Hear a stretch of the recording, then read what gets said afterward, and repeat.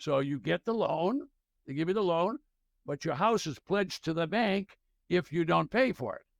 Here's a better way.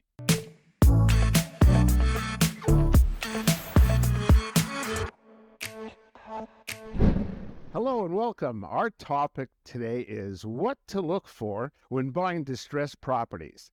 Hi, my name is Sheldon, and I'm talking today with my guest here, Mr. Ted Thomas, the foremost authority on tax lien certificates and tax deeds in America.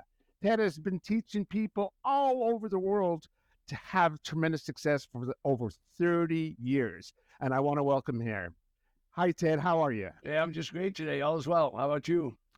Pretty good. I'm really excited about this topic, Ted. I'll tell you what, I really want to know, what is a distressed property? Well, we can talk about distressed property in a couple of different ways. First way, most people think distressed property is when a bank has a foreclosure, although some people think distressed property is property that's just been run down and not taken care of. So let's eliminate that category. Let's talk about the financial part, which would be bank foreclosures and my specialty, which is tax defaulted foreclosures. And those are really considered distressed properties. What are the benefits of buying a property like this from these auctions?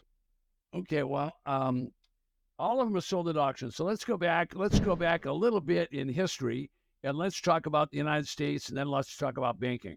So in the United States, whenever someone owns a property, they have to pay a tax on it. That's called a property tax. So the only property that isn't taxed in the States are schools and churches. Otherwise, of course, the government doesn't pay a tax either, but most properties have a tax on it. So that's going to be homes. It's going to be commercial property. It's going to be high-rise office building. It's going to be agricultural land, all that. They all have a property tax to pay. If the people don't pay the tax, what happens is, by law, they actually forfeit the property. But before they forfeit the property, the government goes through a process. The local government simply said, you haven't paid the tax, so they issue many notices of default. Now, that's a paper notice that they send in the mail, or they have a sheriff deliver. It's a notice of default. You must pay your taxes. Now, they do that numerous times, sometimes 5 times. So that's a challenge for the property owner. If they don't pay the tax, what the local government's going to do, the county, what that county's going to do is they're going to levy the tax on the property. Now, after the levy, if they still don't pay, then they will call the people and say, look, we're going to take the property away. So they liened it, they levied it, and now they're going to take the property away. That means they're going to confiscate it. So that's how those people lose the property. But most people don't think about that. They're thinking about properties that are distressed at the bank, because they've all heard of foreclosure property. When the markets get bad, people say, oh my goodness, I'm going to lose my house. I can't make the house payments. So that's a bank foreclosure. So there's 2 different foreclosures. One on one side is the tax defaulted, which most people don't know about. And then there's the bank foreclosures. And there's a world of difference between those 2. So if that's the case, how do you find these sales, Ted? Well, they're easy to find. Bank foreclosures are going to be advertised. They're going to advertise them in the newspaper. The county's going to have lists of the bank foreclosures. They're going to have auctions. Sometimes they have an auction every week, some counties, because there's so many of those. And what the bank's trying to do is they're trying to recover their collateral, because when a bank lends money, they lend money on a property, let's say a single-family home. They'll lend money on that property, and then when that property owner doesn't pay, they say, no, we want our collateral back. We want our security back. So that's a bank foreclosure. So you can find those. The banks will have those listed. The county will list them on their website. They'll put them in the newspaper. There's companies that just specialize in that. So that's a pretty well-known thing in the United States. So bank foreclosures are happening all the time. There'll be millions of them every year. On the other side, there's tax defaulted foreclosures. Now there's not so many of those, but they're available in all 3,000 counties. There's 3,000 plus counties. All of those counties will have tax defaulted auctions. But now this is one where you can make a good deal. You can make a great deal, because the county, when they foreclose, all the county wants is the tax. So they're going to sell it for that tax. And that's a big deal, because you can get properties for 10, 20, 30 cents on the dollar. Pretty good. So that's interesting. So what happens to the mortgage? When a tax foreclosure takes place, the treasurer has been given power by the legislature and the board of supervisors. In other words, government power within that state that says they can wipe out a mortgage. In other words, they take the mortgage and tear it up, and then they sell the property, Wow. and they sell the property for very close to the back taxes that are owed. Wow. So it's basically the back taxes. And where do you find these auctions, Ted? Where do you find these distress sales? You're going to find the auctions at the county website, first of all. And that's the major source is the county website. So every county, you can just contact the treasurer. They'll give you a list of those properties, or they'll list them on their website. And anybody can, when they finally decide to, anybody can go to the auction. In other words, it's a public auction. Now, let's stop for a second here because there's a big difference in these two. So over here, we have bank foreclosures. What the bank is trying to do is they're trying to recover their collateral, which is a property. So let's say it's a $100,000 house over here, but the property owner owes $80,000. So the bank wants to recover that $80,000 property and resell it and get their money. So that's a bank foreclosure. So if you buy one of those, when you win the bid, you're going to win the bid because you paid for that house. You paid $80,000. Now let's go over here and talk about tax auctions. The tax auction is altogether different. And the major difference is this. The treasurer is only trying to collect taxes. So if someone has a property, they don't pay the tax. The treasurer will, as I say, levy on the property. They'll lien it, they'll levy it, and they'll confiscate it. Well, the treasurer only wants to collect the tax. They don't want the property. So it could be that same $100,000 property over here. It could still be worth $100,000, but the treasurer is going to sell it for pennies. So get the idea. This is a low price over here. It's just the back taxes. Yet the property has all this value. So when you talk about buying, look at the spread that there is here compared to the very small spread there was over there. You're kind of getting the idea.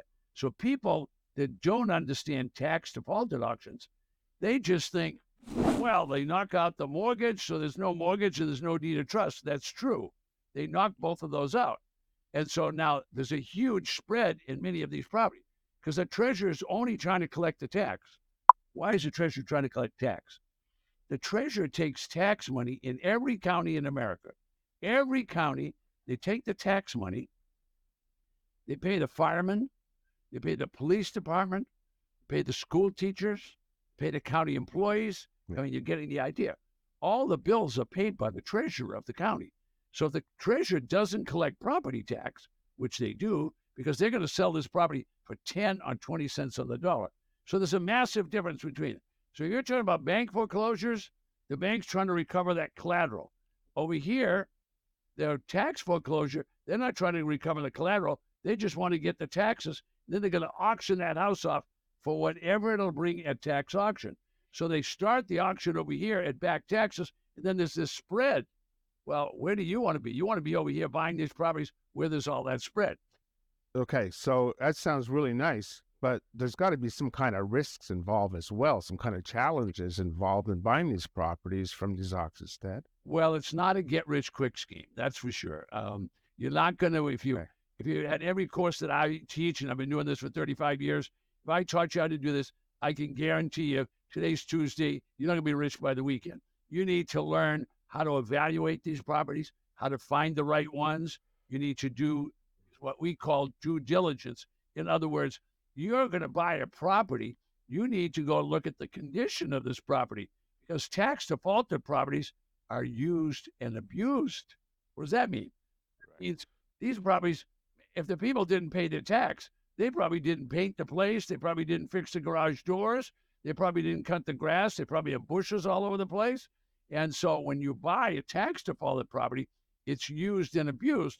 So people make big mistakes. They don't go look at them. If you don't know the condition of it, well, you could get yourself in trouble and actually have a liability instead of a positive situation.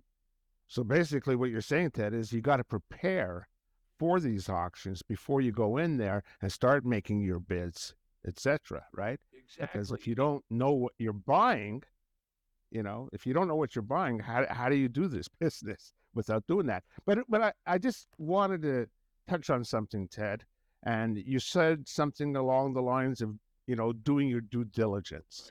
And, that's a lot of work. It sounds like it's a lot of work, but please, you can't hold back any longer. You got to tell the folks this amazing tool you have. Well, to help people do due diligence, they first don't realize that there's 3,000 plus counties. So we're talking about abundance of not only counties to go look at, but we're talking about abundance of property. You're talking about 2 or 3 million properties every year are going to tax defaulted auction. So the first thing that we did is we found out that, first of all, most people don't even understand there's 3 counties, and they wouldn't know a county name if they had it. So everybody's heard of Miami-Dade or Cook County, Chicago, or Los Angeles County, Right. but they don't know about all the other 3,000. And so we created what we call an auction calendar. And that, number one, will show all the United States and all the counties. So they could go electronically with a mouse, they could go to that county. Then when they got to the county, what do they want to know? They want to know how many, is there going to be an auction and how many properties? So they could go and it would tell them the auction date is X and this is how many properties.